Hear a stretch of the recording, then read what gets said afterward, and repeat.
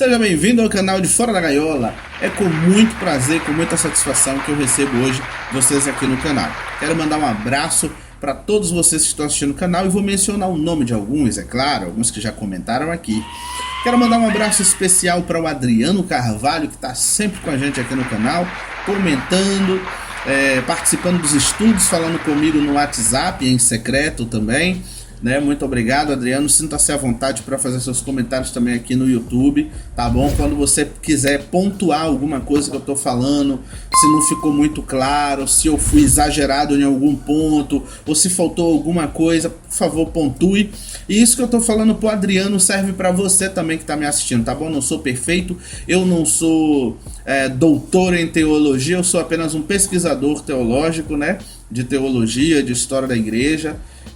Quero dizer também que a aula não é ministrada por mim, caso tenha algum novato que esteja chegando por esse vídeo aqui, tá bom? Eu só vou comentar a aula que o Juliano Reis está dando, que é um professor, e ele fez o estudo dele baseado no Dr. David Calhoun, ou seja, é um material bem robusto, é um material muito forte, muito bom.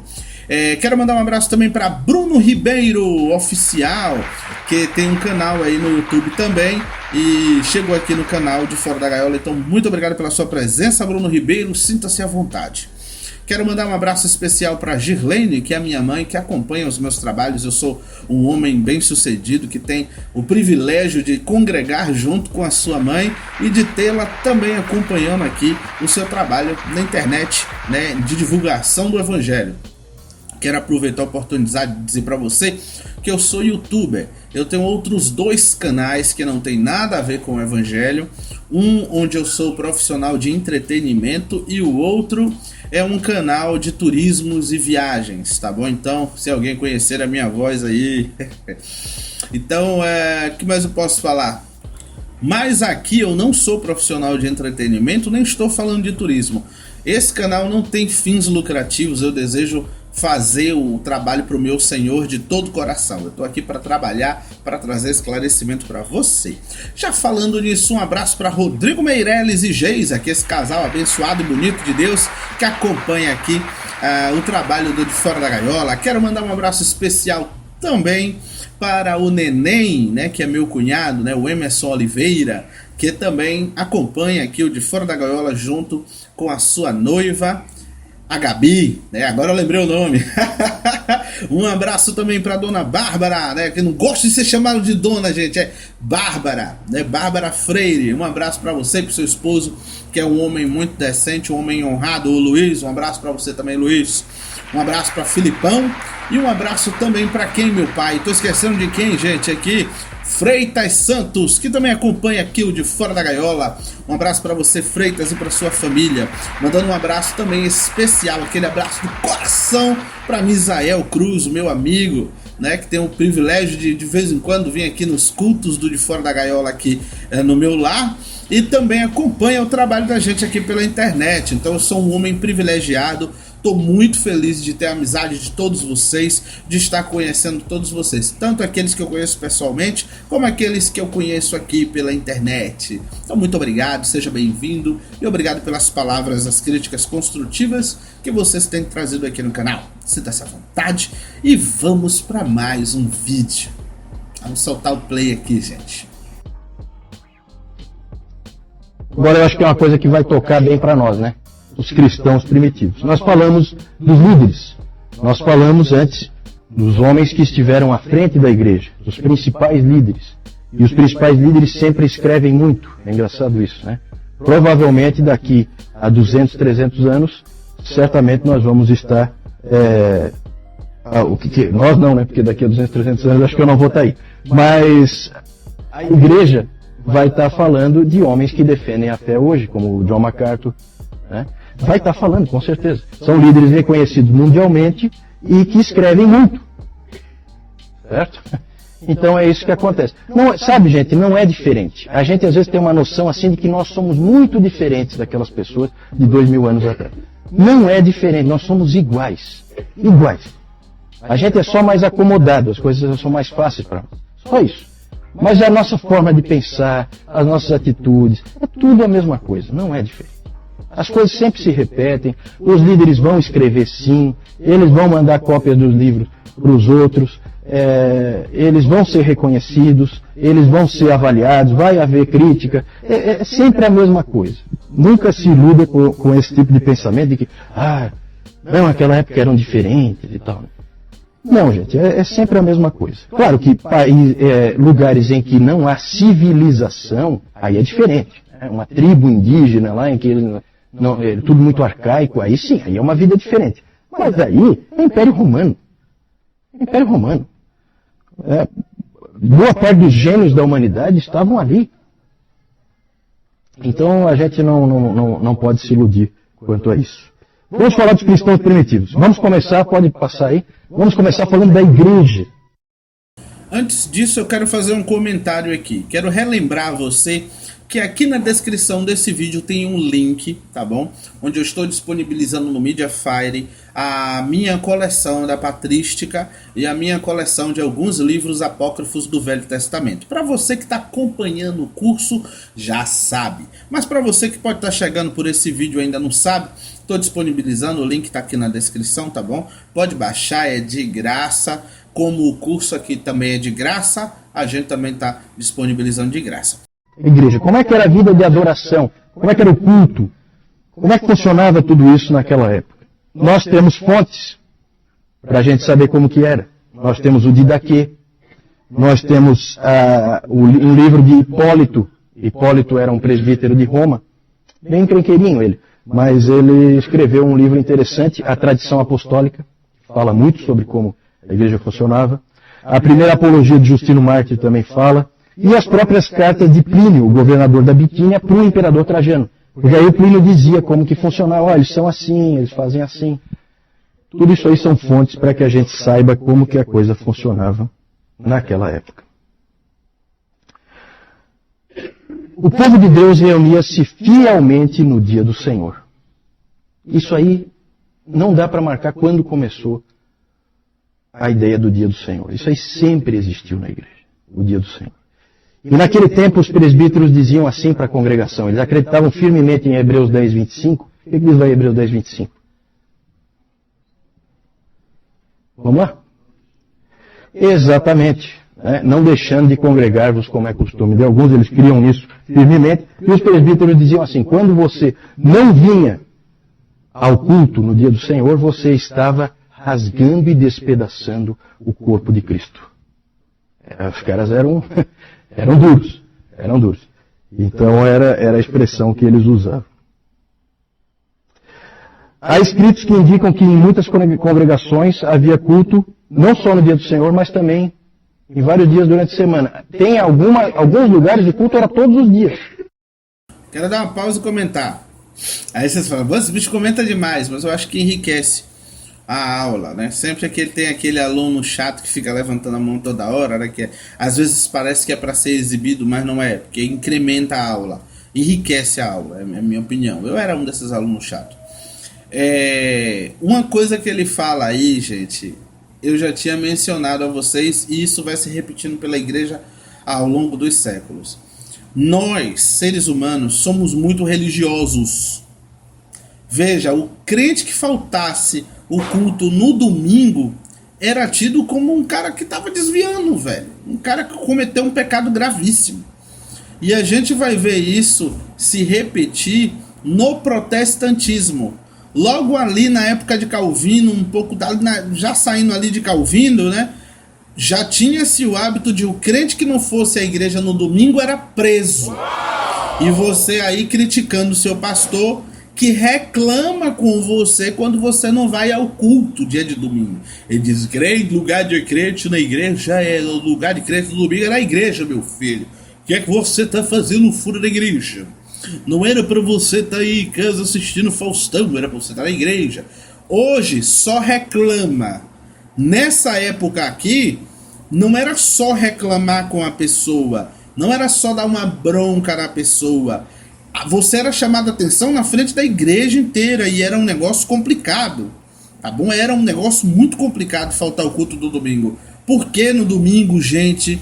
Porque o domingo foi o dia que Jesus Cristo ressuscitou dos mortos. Então o domingo passou a ser um dia especial na igreja, tá bom? Não é o sábado judaico, é o domingo. Desde o início, desde o primeiro século, que os cristãos começaram a guardar o domingo como dia especial. E tinha os cristãos judeus que guardavam o sábado como dia especial. Depois a gente fala disso em uma aula aí pra frente, provavelmente ele fala disso. Talvez se ele não falar, eu já falei aqui, depois eu posso aprofundar se vocês quiserem. Mas na época ali depois de Calvino, se você não fosse para a igreja no dia domingo, você era preso. A polícia ia em sua casa buscar você e deixar você preso. Aí é complicado, irmão. É religiosidade demais. Tanto a igreja dessa época cometeu erros, exageros, como a nossa época também, e a época de Lutero ali também, tá entendendo? A época de Lutero ali, dos reformadores protestantes ali, todos, velho. A gente fala muito mal da igreja apostólica romana, né, católica apostólica romana, da igreja ortodoxa. A gente critica muito essas igrejas, né? A igreja etíope, a gente fala que eles cometeram erros e tal. E hoje a igreja católica é isso, né? Que a gente chama a igreja romanista, né? A igreja de Roma, a gente chama de igreja católica, né? Mas eu vou passar a chamar de igreja de Roma, né? A igreja romana a gente fica, porque tem papa, tem isso, e cometeu erro no passado, e teve inquisição, e teve cruzada. Estudando a nossa história aí você vai ver os absurdos, a gente vai chegar lá. A história da igreja, esse curso História da Igreja, ele é completo, ele vai dos primórdios da igreja até os dias atuais, tá bom? Até os dias atuais. Os últimos movimentos que teve aí na igreja, que é o neopentecostalismo, vamos dizer assim. Sem mais delongas, vamos continuar aqui a nossa aula. Só queria comentar isso, tá bom? Não reclame da sua igreja, quando reclamar, ficar falando que você não vai, que era pior. Já foi pior. Todos os dias. Vamos agradecer. Mas o dia do Senhor era o principal. Também, já desde o início, a gente vê no livro do Hipólito, que foi presbítero em Roma no século III, a gente vê que desde o início já havia a ideia do tempo devocional, né, em que você sozinho orava a Deus, lia as Escrituras. A ideia... isso aí aparece, deixa eu ler para vocês um trechinho aqui. Diz assim, isso é do livro do Hipólito: que todo homem cristão e mulher cristã, quando acordar de manhã e antes de fazer qualquer trabalho, lave suas mãos e ore a Deus, e só então vá ao seu trabalho. Mas se houver instrução na palavra de Deus, se em algum lugar estiver havendo pregação, mas se houver instrução na palavra de Deus, todos devem preferir ir àquele lugar, reconhecendo em seu coração que é Deus que eles estão ouvindo no instrutor. Então já a ideia de que a pregação era uma forma que Deus usava para falar com o seu povo. Que mais que ele diz? Quando houver um dia em que não há instrução, que cada um pegue um livro santo e leia-o suficientemente. Essa era a ideia. As referências mais antigas ao dia do Senhor já usam o termo primeiro dia. No primeiro dia da semana. Sempre foi o primeiro dia, tá? Essa história de que tinha que ser no sábado. Então, ninguém é judeu, tá, gente? Sempre, se você é cristão, é primeiro dia. Esse debate é um debate tão... O Newton já falou sobre isso. É um debate tão assim, árido, desnecessário. A igreja nunca usou o sábado. Sempre foi o dia do Senhor, sempre foi o domingo. O Justino Marques, já na sua primeira apologia, ele já fala que nós cristãos nos reunimos no dia do sol. Certo? Era como eles chamavam o dia. Tá? Então ele está só dizendo domingo, ele não está dizendo nada de... Não é nenhuma referência pagã não, tá, gente? E ele dizia que isso era porque no primeiro dia Deus estabeleceu a ordem no meio do caos.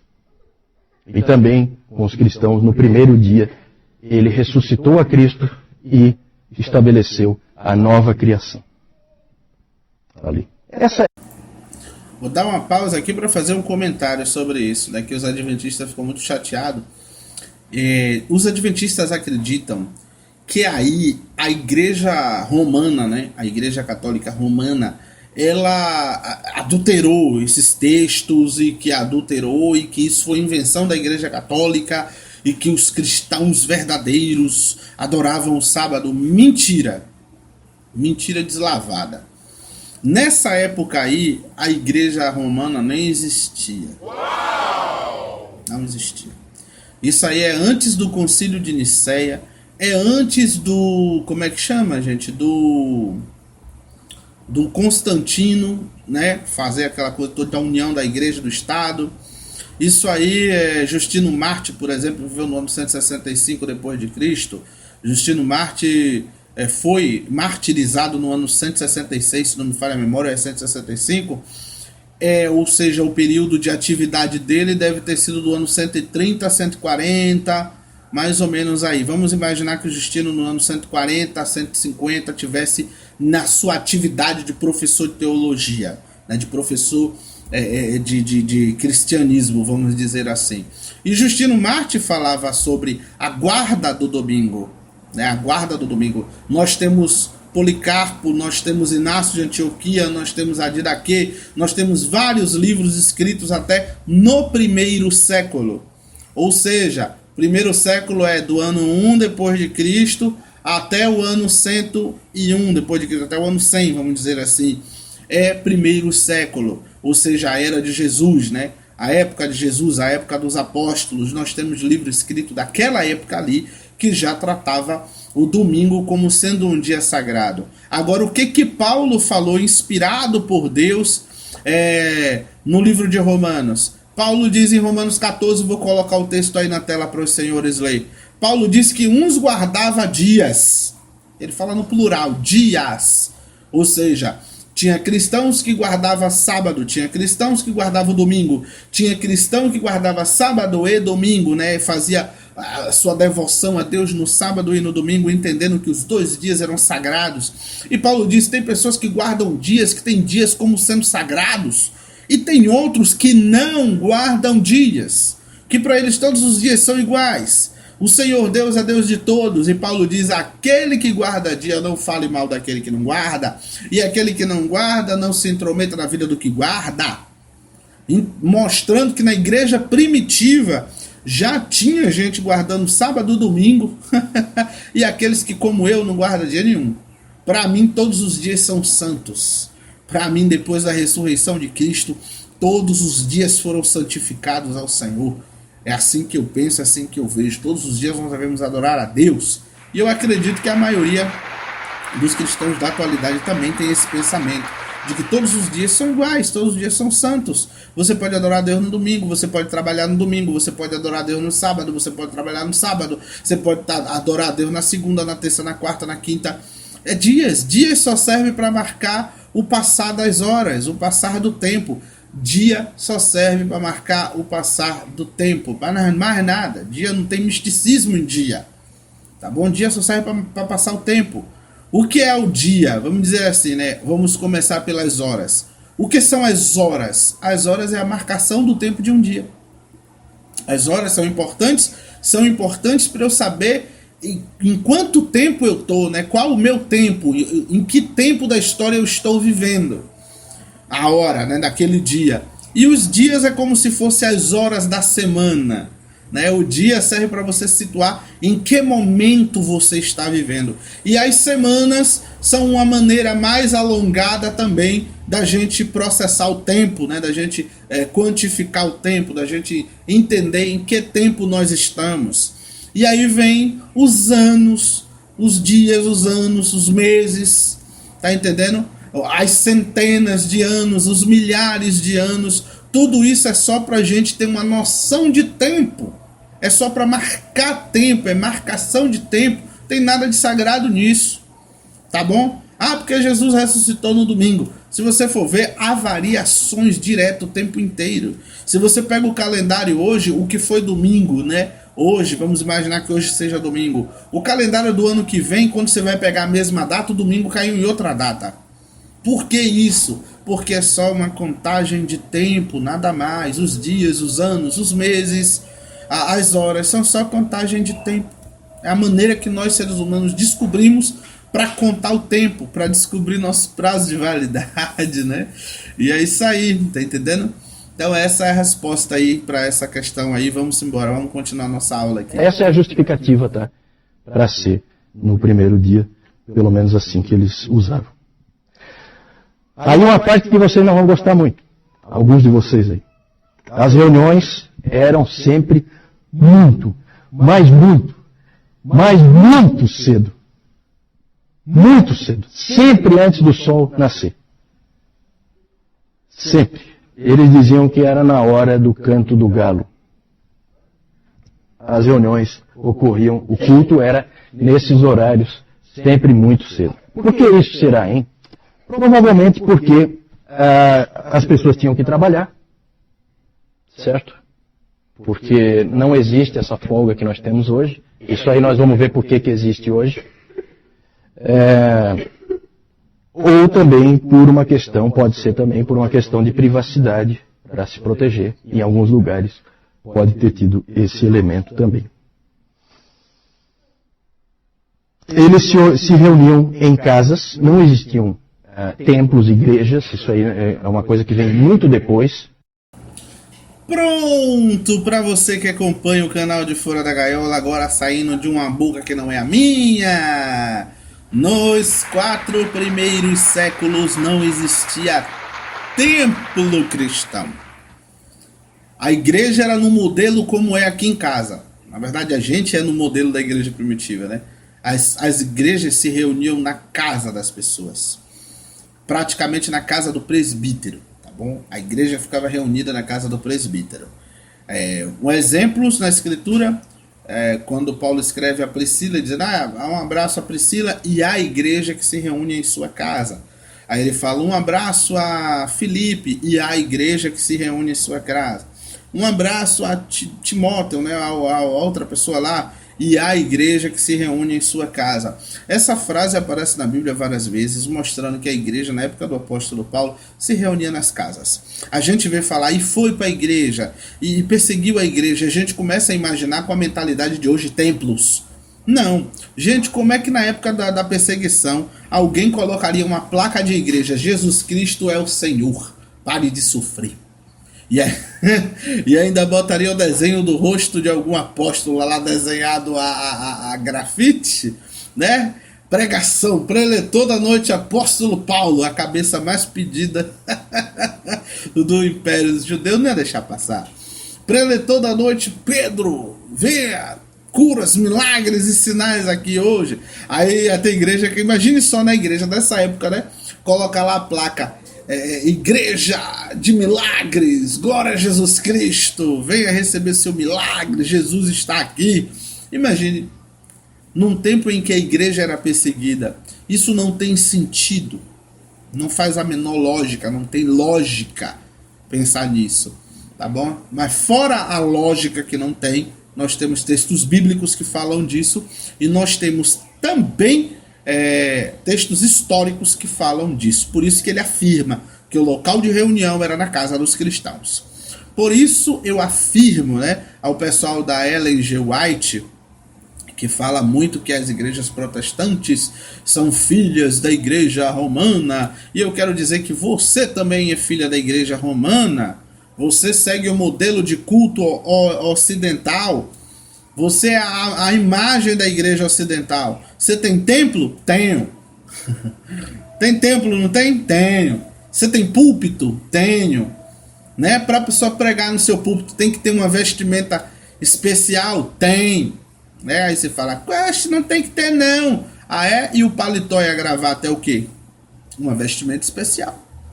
Da onde vem essa ideia de vestimento especial, de templo, de que a igreja é um lugar, não as pessoas? Quem criou essa ideia? A igreja que você tanto odeia, a galera da Ellen White aí, G. White aí, né? Os adventistas, os nossos queridos adventistas.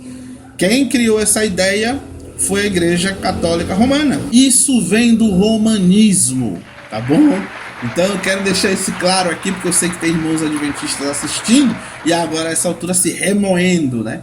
Desculpa, é a verdade, eu não posso ir contra a verdade, tá bom? Sinto muito, vamos continuar aqui a nossa aula.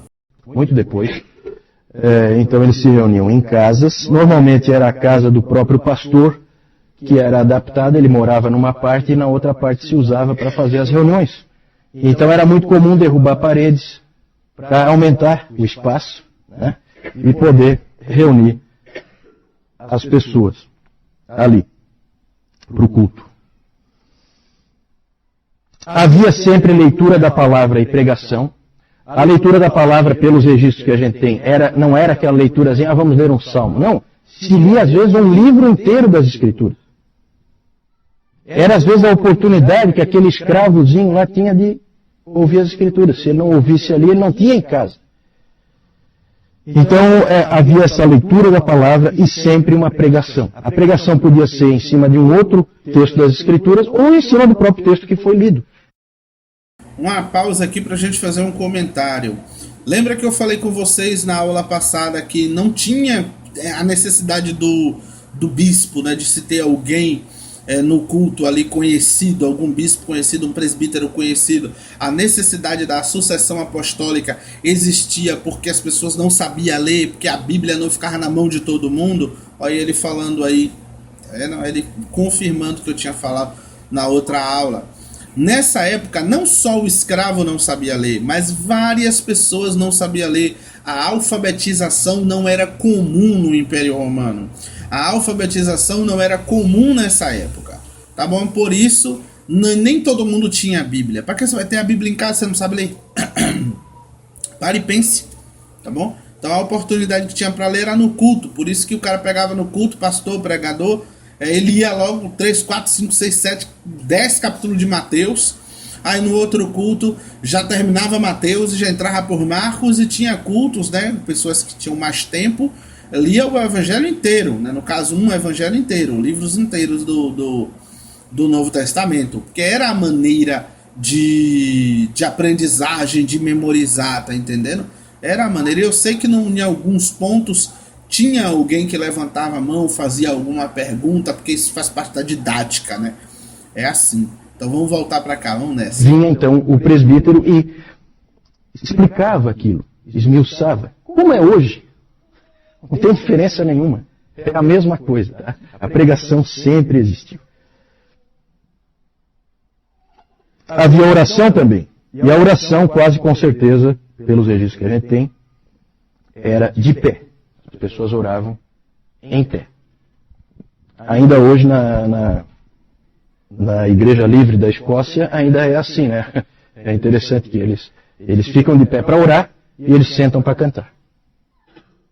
No modelo da igreja primitiva e dos tempos da Reforma também. A Reforma era assim também. Né? Você fica de pé para orar e você senta para cantar. A oração normalmente era feita por algum dos líderes, algum dos presbíteros ou um diácono, e ele elevava a voz em oração extemporânea, e também era usado aquelas orações mais responsivas, né? Aquela oração mais litúrgica, que algumas igrejas, não é só a Igreja Católica Romana que tem esse tipo de oração, existem igrejas protestantes que têm esse tipo de oração, em que, né, oração decorada, vamos dizer assim, em que o indivíduo puxa e a congregação responde e tal. Também isso aí existia. Boa parte das descrições que nós dispomos, elas não mencionam cânticos, mas também muitas outras mencionam cânticos, certo? É quase certo que todas as igrejas cantavam salmos e depois, mais tarde, hinos. A ceia do Senhor era celebrada todo domingo. Todo domingo. E sempre só participava da ceia do Senhor quem? Os batizados. Isso mesmo, Dona Carla. Os batizados. Os batizados participavam da ceia. Os catecúmenos, os que ainda não eram batizados, e os visitantes eram dispensados. Eles nem ficavam no local em que a ceia era celebrada. Nós vamos ver que os sacramentos eles tinham uma importância muito grande para a igreja primitiva. Dá uma pausa para fazer um comentário de novo. Eu acredito que eu estou enriquecendo. Se eu estiver enriquecendo a aula de alguma maneira, comenta aqui embaixo. Se está enriquecendo a aula, mano, tá ficando bom. Estou gostando dos seus comentários. Caso não esteja enriquecendo a aula, comenta aqui embaixo. Mano, para de comentar, você está comentando demais. Tá bom? A gente vai entrar em acordo, afinal de contas estamos estudando juntos. Gente, veja só. Às vezes a gente tem a ideia, né, de que certas regras que traz é da igreja moderna, né? Como muita gente se questiona hoje. Por que só batizado pode tomar ceia? Por que só batizado tem que tomar ceia? E ponto final. Por que a ceia não é para quem não é batizado? Porque você só é um discípulo de Jesus a partir do momento que você se batiza. Se você não batizar, você não é discípulo de Jesus ainda. É simples. A igreja primitiva entendia isso, a igreja pós-apostólica, que é essa aí, né, do segundo século em diante, entendia isso. Você só é discípulo de Jesus a partir do momento que você batiza. Enquanto não batizar, você não é discípulo. A ceia é para quem? Para os discípulos. Me diga o nome de uma pessoa que não era batizada, que estava ali tomando ceia com Jesus. Não tinha. Todos eram batizados. Todos. A primeira coisa que se fazia para alguém se tornar discípulo de Cristo era batizar. Então, se você não batizou, você ainda não é discípulo. Diferente de hoje, né? Que você tinha um curso teológico para depois batizar, né? Um catecismo, né? Como ele está falando aí dos catecúmenos. Nessa época aí não existia catecúmeno. Não existia. Catecúmeno passou a existir depois do ano 200. Por que, Darson, você está falando isso, né? David Darson, meu nome. Por que você está falando isso? Porque até o ano 200, né, as pessoas eram batizadas logo que chegava na igreja. Você recebeu Jesus, batiza. Aí depois que se começou a discutir dentro da igreja, quantos pecados a pessoa poderia cometer depois do batismo. E aí começou a gerar um transtorno dentro da igreja, a ponto de que pessoas ficavam perguntando, cara, se você cometer um pecado leve, ainda tá tranquilo, mas se você cometer um pecado grave, esse seu batismo foi anulado.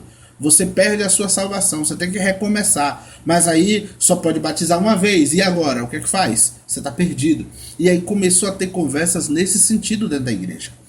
E aí o que é que se fez? Bom, já que o batismo é algo tão sério, né, que se você pecar depois do batismo você já foi, vamos batizar as pessoas depois que elas entenderem tudo o que é pecado, tudo o que é santidade, tudo o que um cristão tem que fazer.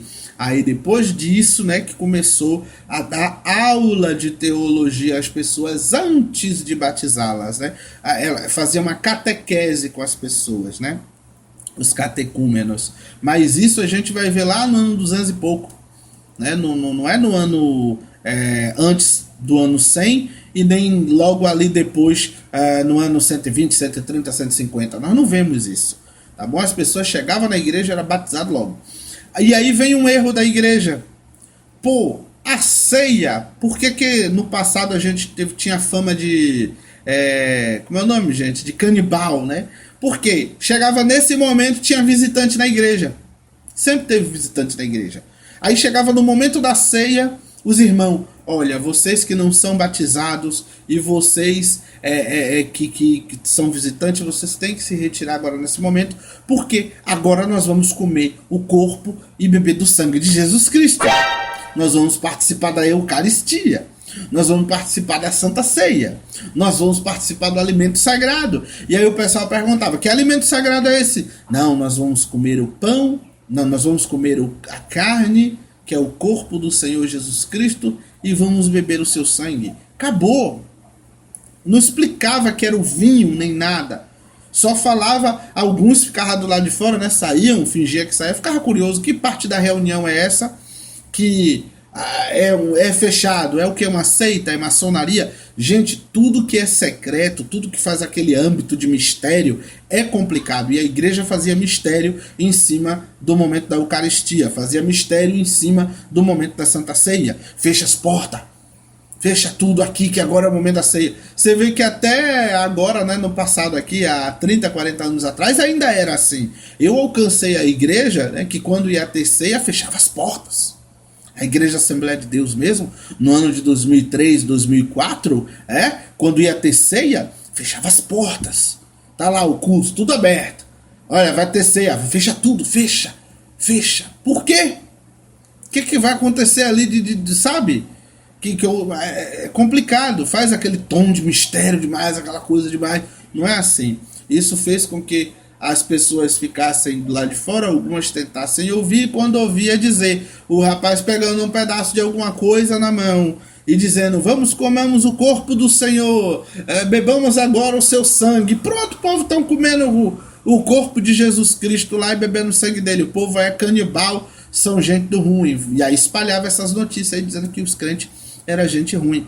Sem falar que tinha pessoas que iam para a igreja já com maldade, procurando erros para poder detonar. E ficava lá disfarçado que queria ouvir o culto. E aí chegar num momento desse. Tá entendendo por que a igreja do passado era perseguida? A igreja era perseguida não só porque não prestava homenagem ao imperador, mas a igreja primitiva foi perseguida porque foi muito tola. Desculpa a palavra. Mas na minha opinião, a meu ver, foi muito boba. Fez muito mistério, muita coisa em cima de algumas coisas que não deveria. Qual é o pecado? E eu dizer, gente, nós temos um ritual onde nós comemos um pão que simboliza a carne do Senhor e nós bebemos o vinho que simboliza o seu sangue. Explicar para uma pessoa que não é cristã isso, qual o problema? Você está entendendo? Qual é o problema em explicar para uma pessoa que não é cristã isso? Então a igreja primitiva vacilou muito, gente. Na minha opinião, vacilou muito. Parte das perseguições que vieram sobre ela foi por conta de coisas que elas mesmas fizeram. O povo mesmo fez, tá bom? Vamos dar seguimento aqui. Começa a acontecer, segundo século e terceiro século, começa a acontecer um fenômeno estranho. O batismo começa a ser cada vez mais adiado. Cada vez as pessoas são batizadas mais tarde. Essa questão do batismo, isso é uma confusão, por isso que eu pus ali, é um problema sério.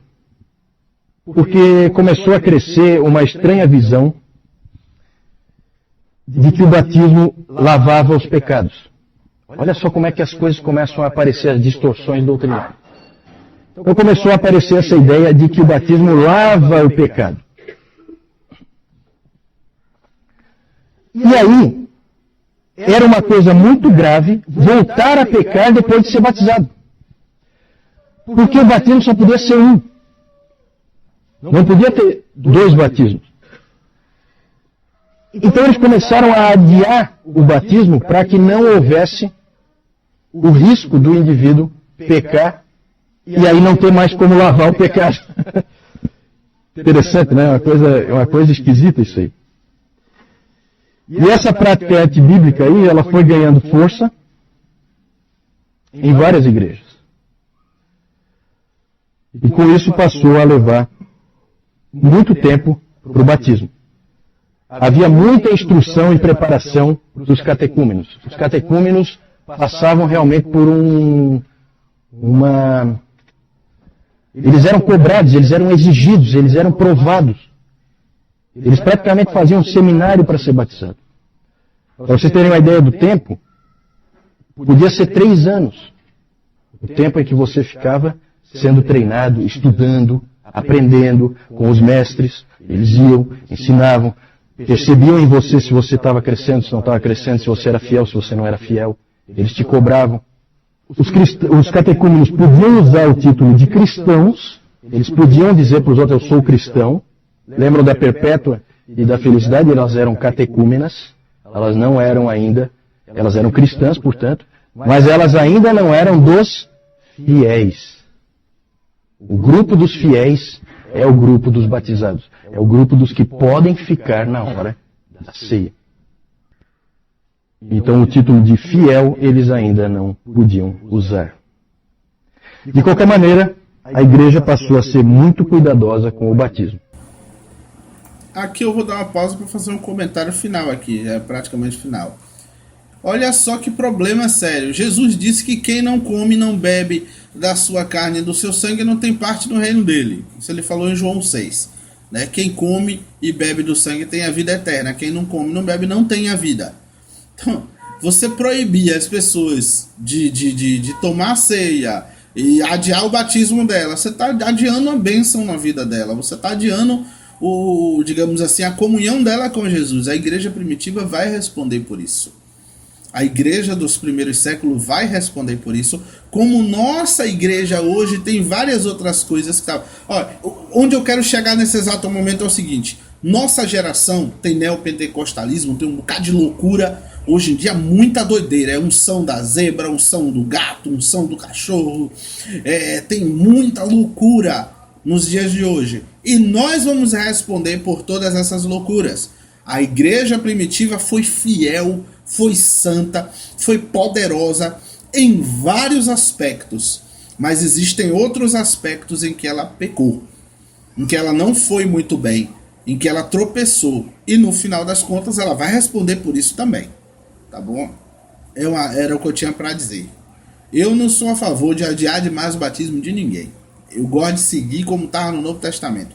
Veja o que acontece quando a gente tenta responder coisas que o próprio Deus não respondeu. Veja o que acontece. Só dá nisso aí, doutrinas absurdas, loucuras dentro da igreja. Eu vou falar para vocês da pregação de ontem, né? Ontem foi domingo, a gente estava aqui em casa no culto e Deus trouxe a ministração no meu coração. Eu ministrei a igreja que se reúne aqui em casa, e a ministração foi muito boa. E chegou numa parte da ministração onde Jesus fala que a semente que caiu na beira do caminho, as aves do céu veio, comeu a semente e levou embora. Quando os discípulos perguntam a explicação daquilo, Jesus diz que o diabo rouba a palavra do coração das pessoas e elas não conseguem crer no evangelho. Aí fica a pergunta: o diabo rouba? Sim, Jesus disse que rouba. Aí vem a questão: como ele faz isso?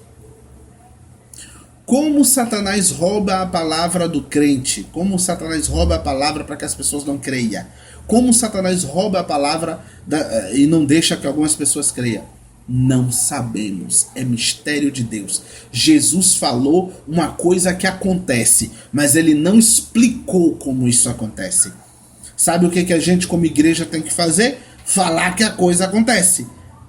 Como isso acontece, David? Não sei, Deus não revelou. Deuteronômio 29:29. As coisas que o Senhor revelou pertencem a gente. As coisas que ele não revelou não pertencem a nós. Jesus revelou que Satanás rouba a palavra do coração das pessoas, mas ele não disse como. Sabe qual é o problema da igreja? Tentar responder coisas como essa. Coisas que Deus não respondeu.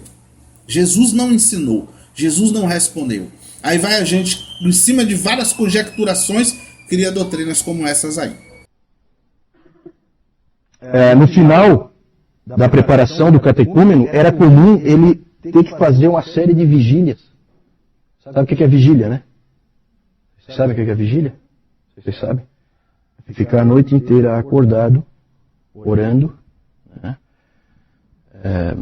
Isso é uma vigília. Orando, lendo a palavra. Então eles tinham que fazer vigílias, eles tinham que fazer jejuns. Eles eram exigidos. Para você se tornar cristão não era fácil. E aí fica a pergunta. Não, claro que, tem que perguntar aqui.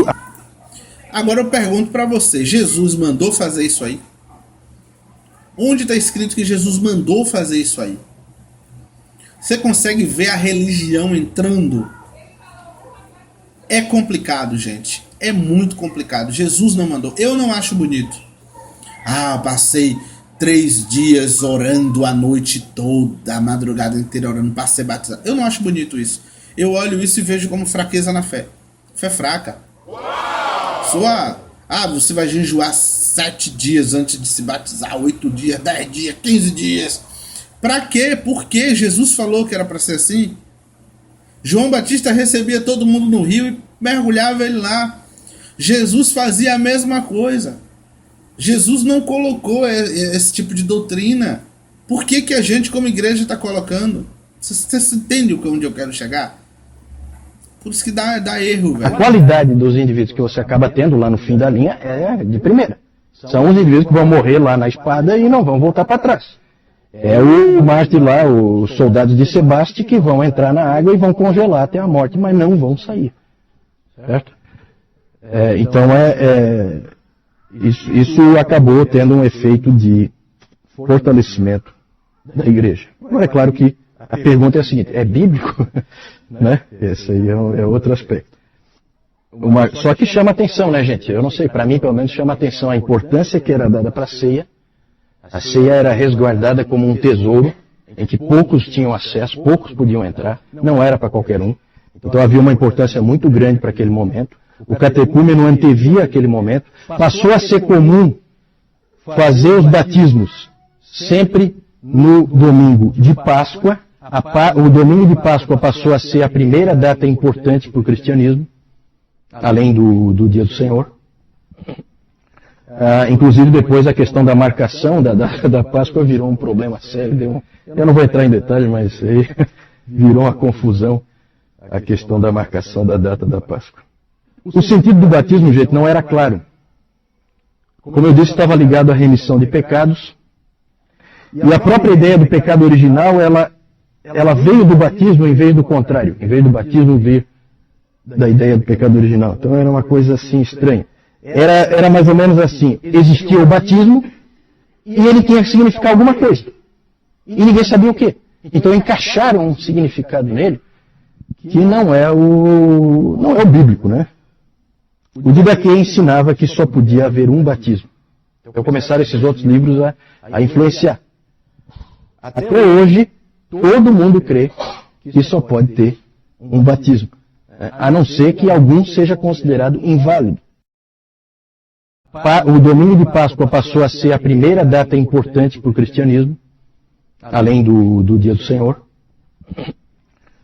Inclusive depois a questão da marcação da Páscoa virou um problema sério. Eu não vou entrar em detalhes, mas aí virou uma confusão a questão da marcação da data da Páscoa. O sentido do batismo, gente, não era claro. Como eu disse, estava ligado à remissão de pecados. Gente, eu vou dar uma pausa aqui para comentar. Veja só, veja que toda vez que a gente começa a tentar transformar o cristianismo em religião, começa a aparecer os problemas. Deus é fiel. Deus não está preso numa gaiola. Por isso que o nome do canal é De Fora da Gaiola. É de fora da religião, de fora da religiosidade. Deus não está preso em uma gaiola. Toda vez que o homem tenta encaixotar Deus no âmbito da religião, ele sacode as cordas e se solta. Deus é poderoso demais para mostrar que as coisas não são assim. Uma outra coisa que o professor está falando aí, que eu não concordo, não é bem assim, dizer que o batismo, que sentido vai dar o batismo? O batismo tem um sentido que a Bíblia diz que ele tem. O batismo, diz a Bíblia, que é para remissão dos pecados. Diz a Bíblia que o batismo, sim, purifica dos pecados. João Batista chamava as pessoas para ser batizado. O batismo, ele é um sinal de purificação. Era um ritual que tinha no Velho Testamento, que o sacerdote aplicava antes de entrar na presença de Deus. E veio ser aplicado na igreja. Deus resolveu aplicar em todos, porque Deus tem uma nação de sacerdotes, né? Então Deus aplicou esse ritual de purificação em toda a igreja. O erro da igreja pós-apostólica, né, que não é nem erro da igreja primitiva, isso aí é coisa da igreja pós-apostólica. Anos 160 para frente aí, ou 150, 120 para cima. Coisa do segundo século, segundo, terceiro século. Essa coisa do batismo aí vai começando a criar corpo lá, vai começando a se discutir lá no segundo século. Então veja só, antes disso, toda a igreja entendia que o batismo faz parte de um ritual de purificação, limpando seus pecados, sim. É chamado na Bíblia, né, de regeneração. Está escrito na Bíblia, estou colocando textos aí para vocês, onde fala lavagem da regeneração. Isso é o batismo, velho. As águas da regeneração é o batismo. Então o batismo, ele tinha esse cunho de limpeza, sim. E a igreja primitiva e pós-apostólica acreditava dessa forma porque foi pregado dessa forma, foi passado dessa forma. É doutrina cristã. O problema na igreja primitiva não era o que significava o batismo, mas o problema era já que o batismo limpou, e se a gente sujar de novo, tá sujo? Como é que fica isso? Aí a igreja esquecia do texto de Apocalipse. Na verdade, nessa época ainda não tinha o cânon, né? Então fica difícil. Tinha gente que não acreditava que Apocalipse era livro cristão, e tinha gente que acreditava que era. É complicado. Teve gente que acreditava que Apocalipse é escrito pelo apóstolo João, tinha gente que acreditava que Apocalipse foi escrito pelo evangelista João, que é outro. São duas pessoas diferentes. Depois a gente fala disso, provavelmente ele fala disso mais para frente. Mas onde eu quero chegar é o seguinte: não tinha um Novo Testamento como nós temos hoje, tinha vários livros separados, como a gente já viu no passado, então era difícil até eles lembrar do que eu vou dizer aqui. No livro de Apocalipse diz que os limpos limpe-se mais, que os sujos suje-se mais. O que isso significa? Significa que nós que estamos limpos devemos preservar essa limpeza, mas nós, sabe, você está limpo agora, você tomou um banho agora. O que vai acontecer? Você vai lutar no dia, você vai se sujar, vai suar, vai precisar de outro banho. Você está se mantendo limpo. Com isso, eu não estou me referindo a ser batizado todos os dias, mas estou falando da doutrina onde Deus fala na Escritura Sagrada, na Bíblia, no Novo Testamento, aliás, na Bíblia inteira, que nós somos pecadores. Por que eu vou orar no Pai Nosso? Perdoa os meus pecados todos os dias, se eu não tiver pecado para ser perdoado.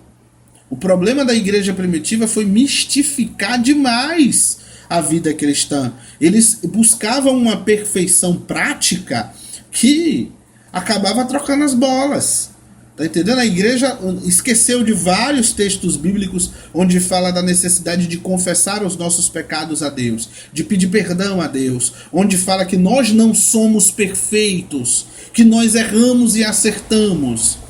A igreja primitiva cometeu o pecado de não ser equilibrada, tá entendendo? Ela acabou querendo forçar demais para uma santidade extremista e dá nisso aí, dá em confusão. A gente não deve ir além do que Deus mandou a gente ir. É arriscado por vários motivos e um dos motivos é esse aí.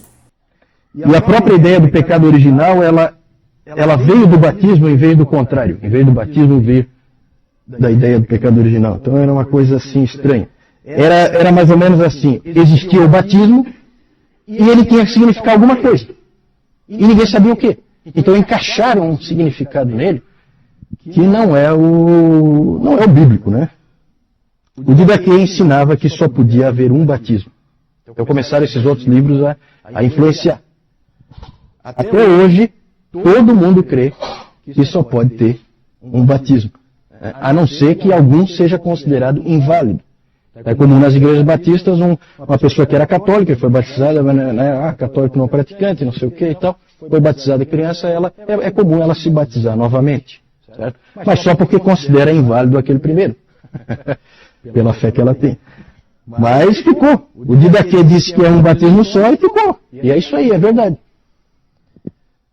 E passou a ser um problema sério a questão dos pecados que são cometidos depois do batismo. Nós vamos ver os tipos de problemas que isso aí gerou mais para frente. Sabe? Tudo tem uma explicação histórica. Nada é isolado. Tudo tem uma razão de ser. O modo do batismo. Aí é aquela coisa, né? Cada um quer puxar a brasa para a sua sardinha e quer dizer que não, que o modo bíblico, o modo que a igreja sempre usou foi esse aqui, que não sei o que e tal, né? Eu acho que, de novo, a igreja eu acho que já se dividiu tempo demais por causa disso aí. Existem referências no material que a gente tem daquele tempo, referências a batismo por aspersão, referências a batismo por efusão e referências a batismo por imersão.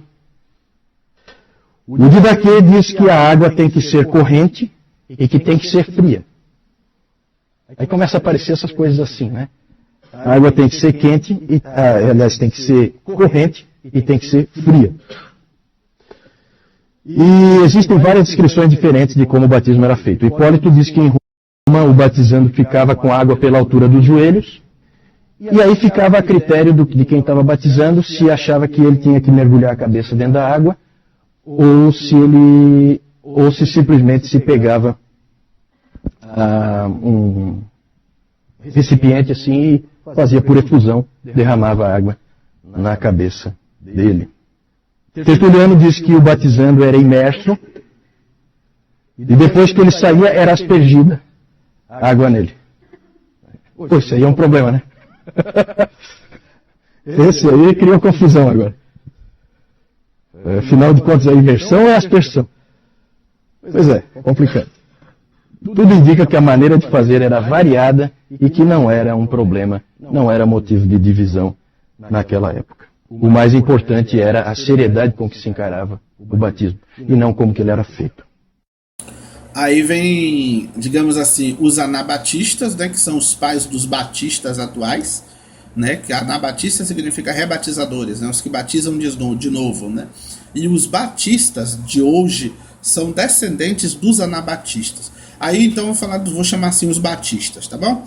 Então aí vem os batistas dizendo que tem que batizar num lugar afogando, cara. Tem que batizar imergindo, cara, só pode ser assim, qualquer batismo diferente desse tá errado. Não. Na verdade quem tá errado são vocês. Não é bem desse jeito. A igreja sempre batizou de todo modo possível, tá bom? Sendo com água de todo modo possível. Não tinha essa birra que tem. Então a gente pode imaginar como era a coisa, né, gente? Você ficava 3 anos ali, numa verdadeira batalha para você conseguir se tornar um cristão, e aí começava a chegar o domingo de Páscoa, e você fazia jejuns, você fazia vigília junto com o teu mestre, e você antevia aquele momento em que você ia ser batizado, e que você então ia entrar pela primeira vez na Câmara dos Fiéis e ia participar da ceia pela primeira vez. É interessante como que a coisa funcionava. Por último, muita confusão no aspecto batismo de crianças. Esse sempre foi um problema também na história da igreja. Continua sendo um problema, batiza, não batiza. O batismo infantil, pelo que se pode ver do ponto de vista histórico, é uma prática bastante antiga, mas sempre foi polêmica. Sempre foi uma prática que gerou todo tipo de dificuldade, porque o batismo sempre gerou todo tipo de dificuldade. O pensamento era muito confuso. Primeira pergunta que os teólogos se faziam: a criança é inocente? A criança nasceu, é inocente? Tem implicação isso aí? Tem. Se ela for inocente, precisa lavar pecado? Não tem pecado, não precisa lavar. Então não precisa batizar. Mas se ela nasce pecadora, aí a abordagem é completamente diferente. Então você vai ter várias formas de ver por parte dos pais. O Tertuliano se opôs ao batismo infantil.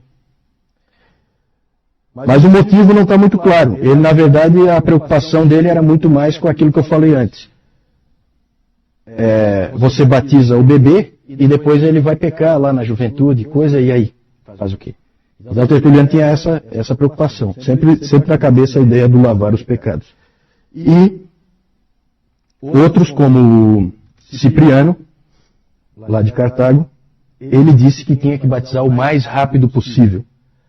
O Agostinho já tinha dito que a criança nasce pecadora, já tinha deixado isso claro. Ela nasce pecadora e que não demora muito para ela começar a manifestar a natureza pecaminosa dela em pecados visíveis.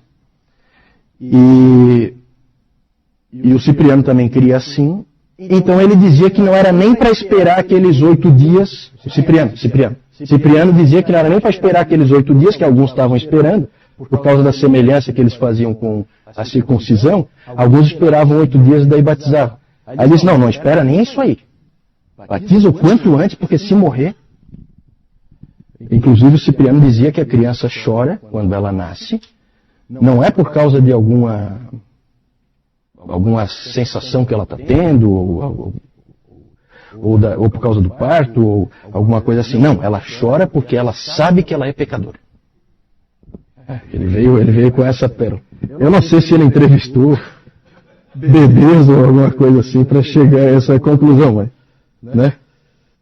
Mas é assim, gente, vejam que na questão do batismo há muita confusão.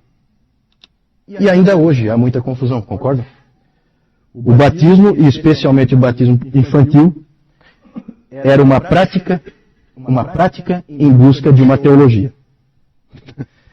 Eu tenho já a coisa, eu só não sei por que eu faço. Certo? Isso aí gera todo tipo de problema.